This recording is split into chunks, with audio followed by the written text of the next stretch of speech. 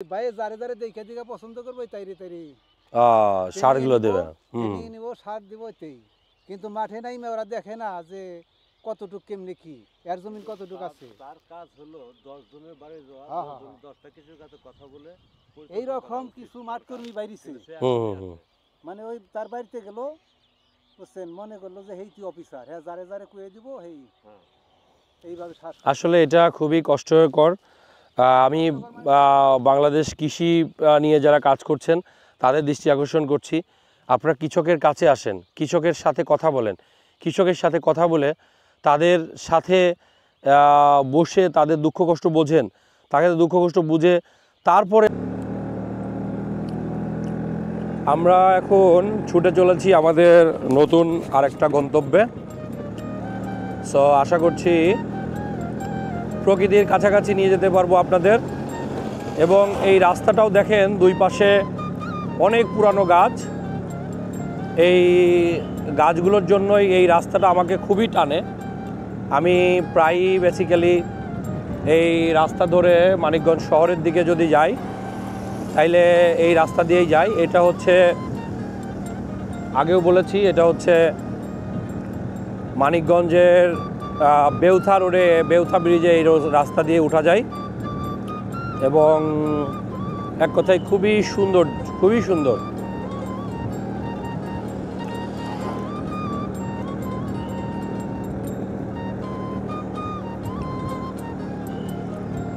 যারা আমার মতো নেচার লাভার আছেন তারা মূলত এই রাস্তা দিয়ে অনেক চলাচল করে। সামনেই হচ্ছে গিলন্দ বাজার। গিলন্দ বাজারটাও বেসিক্যালি সবজির জন্য অনেক বিখ্যাত এবং খুব সুন্দর সবজি এখানে মিলে।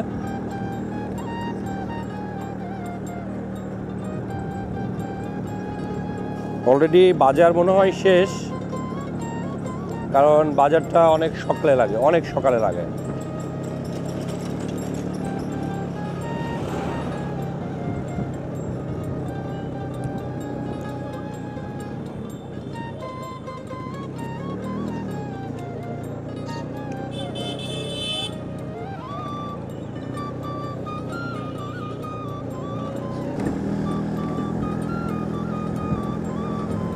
দেখি কোন দিক দিয়ে আপনাদের নিয়ে যাওয়া যায়, একটু মাঠে নিয়ে যাওয়ার চেষ্টা করব আপনাদেরকে। রাস্তাটাই অনেক সুন্দর না?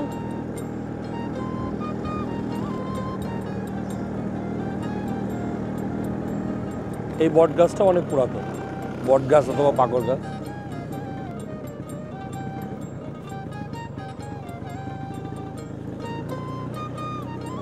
কাকা, এই দিক দিয়ে মাঠের দিক যাওয়া যায় না? মাঠের দিকে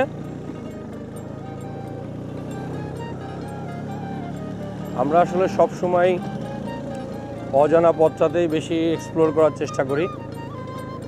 আমরা একটা মাঠের দিকে ঢুকলাম, দেখি এদিক দিয়ে কোথায় নিয়ে যাওয়া যায় আপনাদের। এবং গ্রামীণ জনপদ খুবই সুন্দর।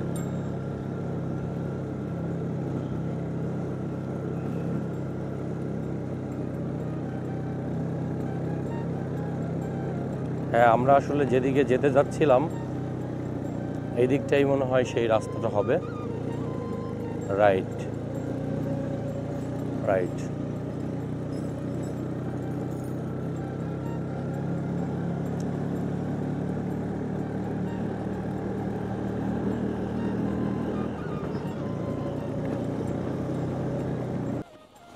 আমরা আসলে সবসময় যেটা বলি সেটা হচ্ছে যে একটু কৃষিক্ষেত, খামার দেখানোর জন্য বা দেখার জন্য। তা আমরা এখন যেটা দিয়ে হাঁটছি সেটা হচ্ছে আখ ক্ষেত। এই আখ ক্ষেতটা, এই আখগুলো মূলত চিনির জন্যই বানানো হয়। আর চিনি যদি না বানায় সেক্ষেত্রে এরা ডিরেক্ট বিক্রি করে দেয়, মানুষ এমনিতেই আখ খাওয়ার জন্য নেয়। সো খুবই এক্সাইটেড মুমেন্ট।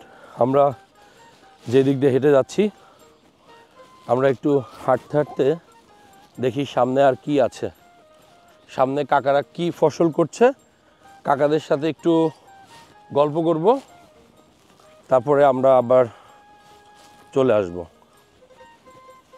এবং আসলে কৃষকের ক্ষেত দিয়ে হাঁটতেও ভালো লাগে। এখানে একটা অন্যরকম একটা ঘ্রাণ পাওয়া যায়। বাহ, এখানে অনেক ধরনের সবজি দেখি চাষ হচ্ছে। দেখি, চলেন কাকাদের সাথে একটু গল্প করি, তারা আসলে কেমন দাম পাচ্ছে, কৃষি করে তাদের কীরকম লাভবান হচ্ছে, সেই ব্যাপারগুলোই দেখার চেষ্টা করব আর কি।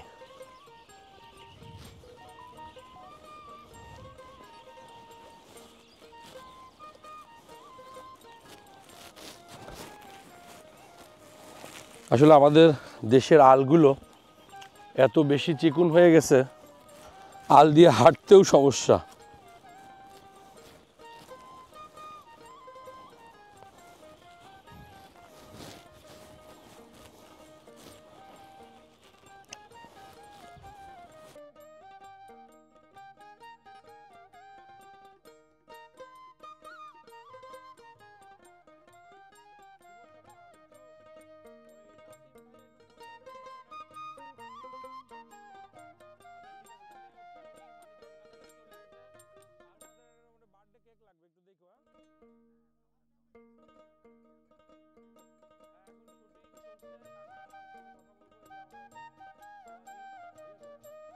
এগুলো কি লাগাচ্ছেন গো?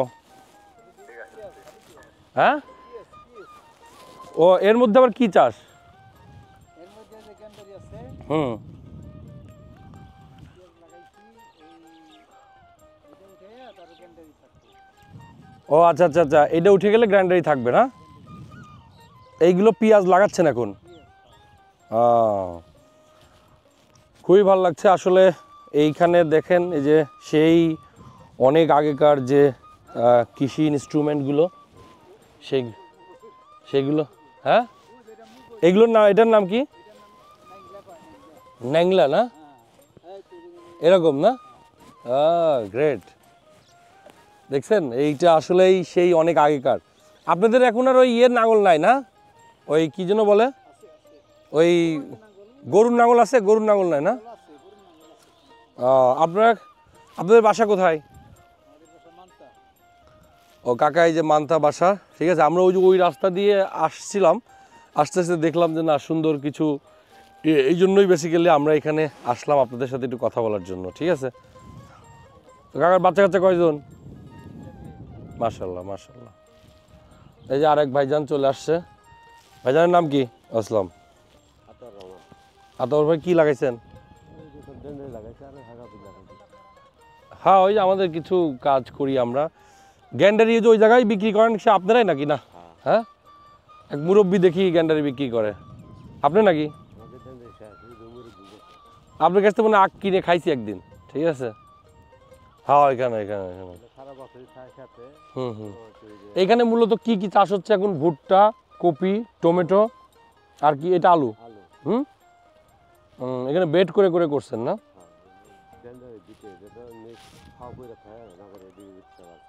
বাহ, তাই না? সুন্দর না? গ্যান্ডারি বেসিক্যালি আপনার ওই হুম হুম হুম হুম হুম হুম হুম হুম।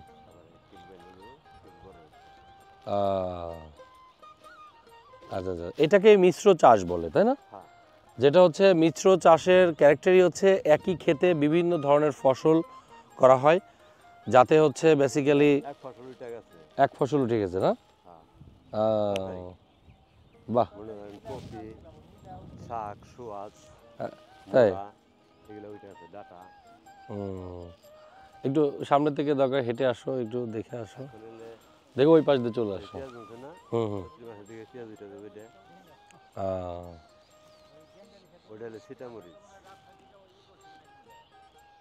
হ্যাঁ, ভিডিও করছিলাম। হ্যাঁ হ্যাঁ হ্যাঁ, আখ খেলা আমার ভিডিও করলাম, মনে আছে? আমি আর আবির একদিন বেরোইছিলাম না মেহেদি, ওই কাকার ভিডিও করছিলাম। হ্যাঁ, কিসে? আর দেখবে দেখবে দেখবে, এক সময় নিয়ে এসে দেখাবো না। সো আমরা আসলে এই যে চেষ্টা করেছি মাটির কাছাকাছি আসার, মাটির মানুষের কাছাকাছি আসার, এবং এই কাকাদের সাথে কথা বলে খুবই ভালো লাগলো। তাদের প্রচেষ্টাই বেসিক্যালি আমরা সুন্দর সবজি পাচ্ছি এবং এই সবজি বাংলাদেশের মানুষ তাদের চাহিদা পূরণ করছে এবং বিদেশে রপ্তানিও হচ্ছে অনেক সময়। সো কাকাদের জন্য শুভকামনা, কাকাদের সাথে যারা আছে তাদের জন্য শুভকামনা এবং কাকারা যেন চেষ্টা করে একটু প্রাকৃতিক কৃষি করার জন্য। সো আমরা বাংলাদেশের মানুষ আসলে একটা সময় 90s আগে যে কৃষিগুলো করতো সেগুলো মূলত কিন্তু প্রাকৃতিক কৃষি হইতো। এখন কৃষিতে মোস্ট অফ দ্য কৃষিতে এখন পেস্টিসাইড সারটা একটু আমরা বেশি ইউজ করছি। আমরা আসলে চেষ্টা করব সেই আগের জীবনে ফিরে যাওয়ার জন্য, কারণ এখন আমরা যত পেস্টিসাইড খাচ্ছি ততই আমরা ডাক্তারমুখী হচ্ছি এবং ওষুধমুখী হচ্ছি। সো আমরা যদি সেই আবার 80-90-র দিকে চলে যাই, যখন মানুষ সার চিনত না, যখন মানুষ এই গবাদি পশুর যে বীজটাগুলো ছিল সেগুলো দিয়েই চাষবাস কমপ্লিট করতো। সো আমরা আবার চেষ্টা করব এই কৃষিতে চলে যাওয়ার জন্য, প্রাকৃতিক কৃষিতে চলে যাওয়ার জন্য। কাকা আপনারা যখন আগে কাজ করছেন, আগে কিন্তু এত মানে সার টার ছিল না, তখন কিন্তু রোগ বালাই কম ছিল কাকা, তাই না? সার লাগেই নাই, কারণ যদি সরিষে হ্যাঁ এখন সার দেওয়া 4-5 মণ হয় বিঘায়, হ্যাঁ, কিন্তু আগে সার ছাড়াই 4-5 মণ হয়েছে। মাটি নষ্ট হয়ে গেছে এখন। মাটি নষ্ট হয়েছে, মাটি পড়তো, নদীর ঘোলা হয়ে যেত। ও আচ্ছা আচ্ছা আচ্ছা আচ্ছা। ওই জায়গায় শস্য উৎপাদন বেশি হতো। নদীর পানি ডুবে গেছে। কা- এখন তো নদীর পানি আসে। কাকা আসলেই যেটা বলছে এটা আসলেই খুবই সুন্দর কথা। আগে যে নদীর পলি মাটি আসতো, যেমন আমাদের যারা জিয়াউর রহমান সাহেব যে খাল খনন করছিল, এই খালের মাধ্যমে বেসিক্যালি নদীর, আর নদীতেও আগে অনেক পানি ছিল, সেই পানিগুলো আসতো এবং পলি পড়ে যেত। এই পলিতে বেসিক্যালি যে সুন্দর চাষাবাদ হইতো সেটা আসলে সার প্রয়োজনীয় হতো না কাকা, তাই না? শস্যগুনি, হ্যাঁ, যে ফসল হয় পরে লাগা। চর এলাকায়। এই যে রবি শস্যের মধ্যে যে চৈতা শস্য আছিল, হ্যাঁ হ্যাঁ ওর এক ধান তেল হ্যাঁ, শরীরে মাখালে 20 পর্যন্ত নষ্ট হয়ে যেত, এত ই আছিল। তাই। এই শস্যগুলি চৈতা শস্য মানুষ সমান হয়ে যেত, ভিতর থাকলে দেওয়া যেত না, এক ফোঁটা সার লাগে না। হ্যাঁ, শস্য দেখেন না, এই যে চৈতা শস্য, চৈতা শস্য এগুলো না। সারের জন্য এতটুকু হয়েছে। আর সার ছাড়াই আছে ডবল হয়েছে। আমরা চৈতা শস্য আসলেই মানে একটু আক্ষেপ নিয়েই বলতে হয়, আমরা আসলে যে পৃথিবীর দিকে যাচ্ছি এটা আসলেই ভয়াবহ দিকেই যাচ্ছি। সো আমরা আবার সেই প্রাকৃতিক কৃষিকে ফিরে যেতে চাই, প্রকৃতির কাছাকাছি যেতে চাই, প্রকৃতির মানুষের সাথে মিশতে চাই। সো আমরা আপনাদেরকে কাকাদেরকে আহ্বান করব আমাদের নেক্সট জেনারেশন যেন বেঁচে থাকে এই প্রাকৃতিক কৃষির মাধ্যমে। সো আমরা আশা করি এই প্রাকৃতিক কৃষি বেঁচে থাক 1000 বছর, এই পেস্টিসাইড মুক্ত কৃষি আমাদের নেক্সট জেনারেশন যাতে ধ্বংস না হয়ে যায় সেজন্য কাকাদেরকে অনুপ্রাণিত করব এবং কাকারাও যেন তার জেনারেশনকে অনুপ্রাণিত করে যে প্রাকৃতিক কৃষিতে আবার ফিরে আসার জন্য। প্রাকৃতিক কৃষিতে প্রোডাকশন একটু কম হলেও কিন্তু এটার যে বাজার মূল্য, এটার যে ফ্লেভার, এটার যে ঘ্রাণ, এটা আসলেই কিন্তু অন্যরকম, তাই না কাকা? সো হ্যাঁ বাবাজি,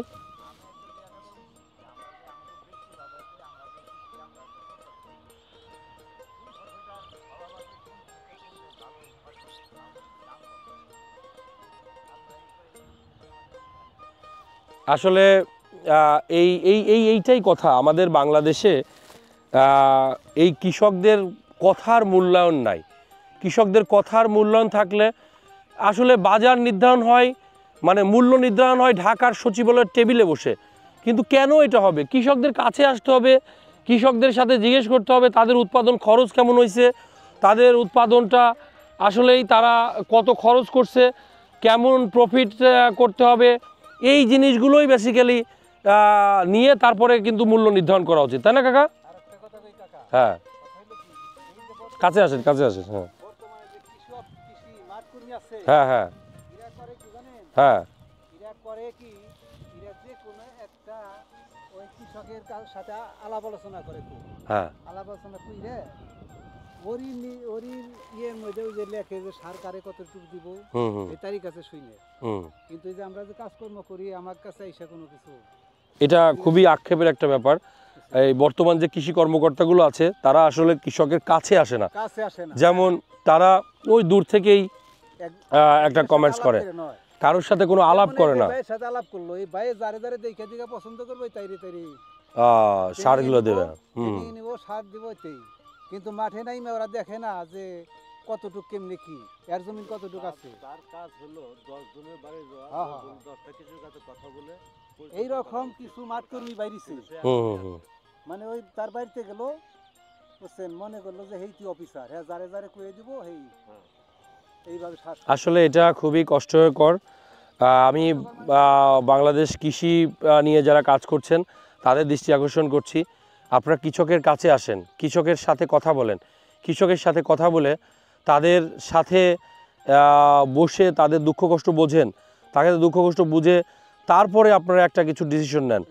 হ্যাঁ, সো আমরা আশা করি এই কথাগুলো বাংলাদেশের প্রত্যেকটা মানুষের কাছে যাবে, বাংলাদেশের মানুষ শুনবে, বাংলাদেশের কৃষি অফিসাররা শুনবে, কৃষি কর্মকর্তারা শুনবে। সো এই আক্ষেপগুলো আমি চাই বাংলাদেশের সর্বোচ্চ লেভেলের সরকার লেভেল পর্যন্ত যে শুনুক, যে কৃষকের কাছে আসতে হবে, কৃষকের দুঃখ কষ্ট বুঝতে হবে, কৃষক যেভাবে বলে কৃষিকে সেই ধাঁচে এগিয়ে নিয়ে যেতে হবে। সো আমি ওমর ফারুক, সাথে আছি আপনাদের সাথে অ্যারাউন্ড ওমর। আমার চ্যানেলটাকে আপনারা একটু বেশি বেশি সাবস্ক্রাইব করবেন, যাতে আমি আরও বেশি কাজ করতে পারি, আরও বেশি আপনাদের কাছে কাছে নিয়ে যেতে পারি। সো আপনাদেরকে ধন্যবাদ, স্পেশালি কাকাদের সাথে কথা বলে খুবই ভালো লাগছে, কাকাদেরও ধন্যবাদ। আসসালামু আলাইকুম।